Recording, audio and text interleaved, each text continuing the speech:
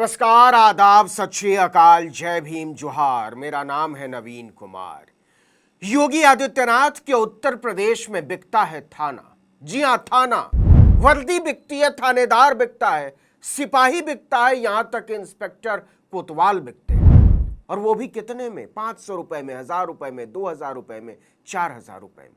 तो लूट लो, लूट लो, लूट लो। पुलिस वालों का रेट खुल गया, खुल गया, खुल गया। एकदम रस्ते का माल सस्ते में। पुलिस वाला इतना सस्ता नहीं मिलेगा, नहीं मिलेगा, नहीं मिलेगा। और ये बात कोई हम नहीं बोल रहे, खुद योगी आदित्यनाथ की सरकार बोल रही है, उनकी पुलिस बोल रही है। फिर भी आप लोगों को चैन नहीं है, जान लिए हुए हैं कि महंगाई मार डाल रही है। अरे भाई, आलू भिंडी टमाटर के चक्कर में पड़े क्यों हो? थाना खरीदो, थानेदार खरीदो, पुलिस वालों का ईमान खरीदो, और तब पता चलेगा कि डबल इंजन की सरकार में माल कितना सस्ता हो गया है। और यह बात कोई हम नहीं बोल रहे हैं, खुद योगी आदित्यनाथ की सरकार बोल रही है। यह कहानी है बलिया की। उत्तर प्रदेश में पुलिस की उगाही और वसूली का खेल कोई नया नहीं है, लेकिन पहली बार बलिया पुलिस की करतूतों की वजह से पूरा महकमा शर्मिंदा है। हालत यह है कि पहली बार पुलिसिया इतिहास में किसी थानेदार का कमरा घूसखोरी के मामले में सील किया गया है। सबको पता था कि थानों में पुलिस खुलकर उगाही और वसूली का खेल करती है, लेकिन अब तक यह बात केवल कही जाती थी, लोगों के पास इसे साबित करने का कोई आधार नहीं था। लेकिन अब तो डीआईजी आजमगढ़ और एडीजी बनारस की संयुक्त रेड में यह बात दस्तावेजों में आ गई है कि यूपी में कोतवाली भी बिकती है और कोतवाल भी बिकता है। लेकिन जब एडीजी और डीआईजी ने वेश बदलकर अपने महकमे के वीरों की करतूतें देखी, तो घूसखोरी का रंग देखकर पानी पानी हो गए। अब पूरी चौकी सस्पेंड है, थानेदार के कमरे में ताला लगा है, और पुलिस ने अपने ही भाई बंधुओं के खिलाफ घूसखोरी का मामला दर्ज किया है, एफआईआर। दरअसल डीआईजी आजमगढ़ वैभव कृष्णा के पास लगातार ऐसी सूचना मिल रही थी कि बलिया पुलिस के कुछ अधिकारी भरौली चेक पोस्ट पर उगाही करते हैं, बोले तो अवैध वसूली।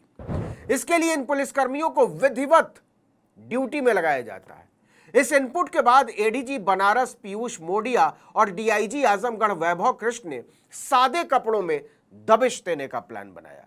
इसके लिए 4 दिनों तक लगातार रेकी की गई, और जब पूरा मामला पुष्ट हो गया, वेरीफाई हो गया, तब जाकर दबिश की तारीख और वक्त तय किया गया।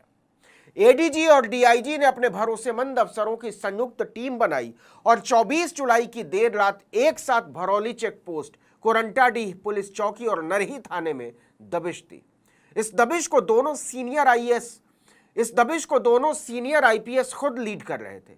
इसे इतना गोपनीय रखा गया था कि इसकी सूचना एसपी बलिया तक को नहीं दी गई थी। इस रेड के दौरान भरौली चेक पोस्ट पर उगाही के खेल का पूरा हिसाब सामने आ गया।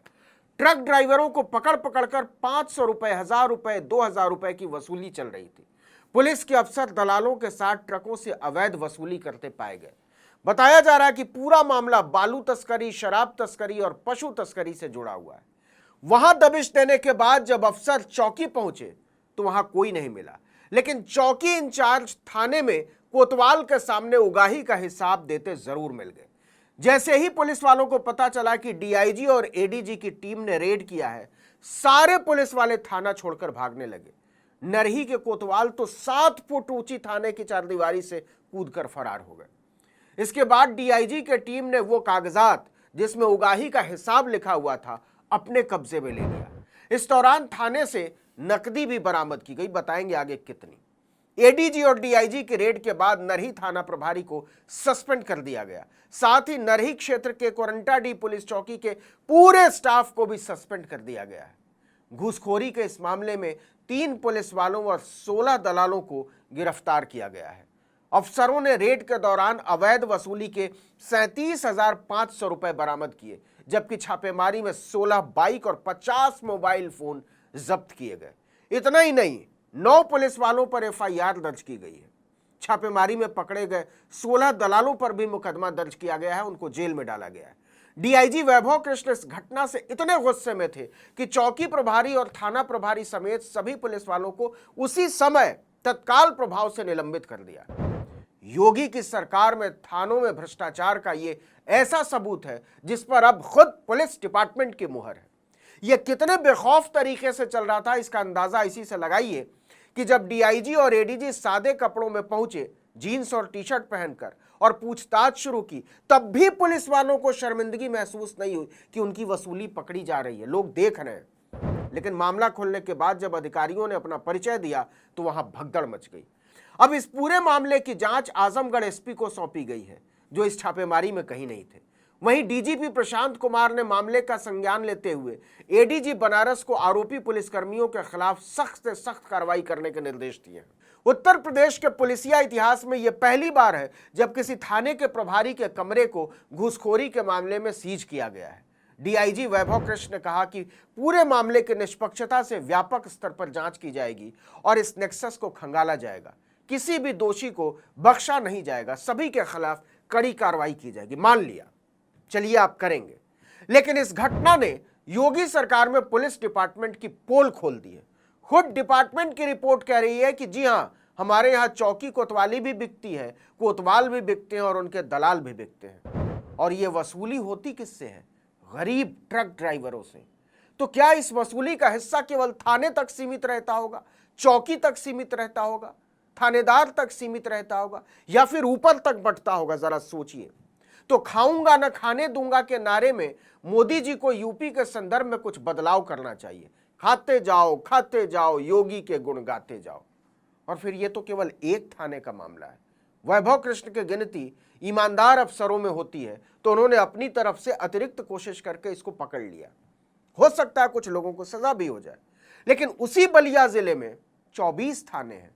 पूरे उत्तर प्रदेश की बात करें तो 2015 पुलिस थाने हैं। कौन जानता है कि बांदा के माणिकपुर से लेकर बस्ती के वाल्टरगंज थाने तक क्या चल रहा है। इस दबिश ने एक बात साफ कर दी है, मुख्यमंत्री योगी आदित्यनाथ से थाने का एक सिपाही भी नहीं डरता।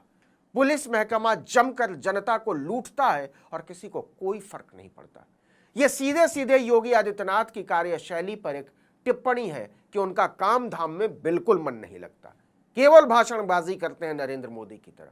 क्योंकि मुख्यमंत्री के पास ही गृह विभाग है जिसके तहत पुलिस आती है, सतर्कता विभाग है जिसकी काम है ऐसी चीजों को पकड़ना, और सामान्य प्रशासन विभाग भी। डीआईजी आजमगढ़ वैभव कृष्ण ने खुद बताया कि यह थाना बिहार यूपी के बॉर्डर पर पड़ता है। इस एंट्री एग्जिट पॉइंट से रोजाना रात में कम से कम 1000 ट्रक गुजरते हैं। पुलिस वाले हर ट्रक से 500 रुपए की वसूली करते थे, मतलब हर रोज करीब 5 लाख रुपए की वसूली थी।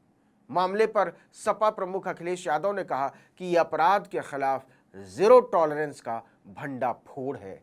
आप देख लीजिए उत्तर प्रदेश का सच क्या है।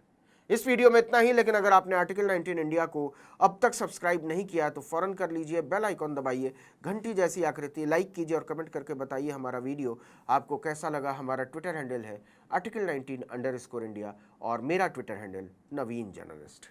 नमस्कार।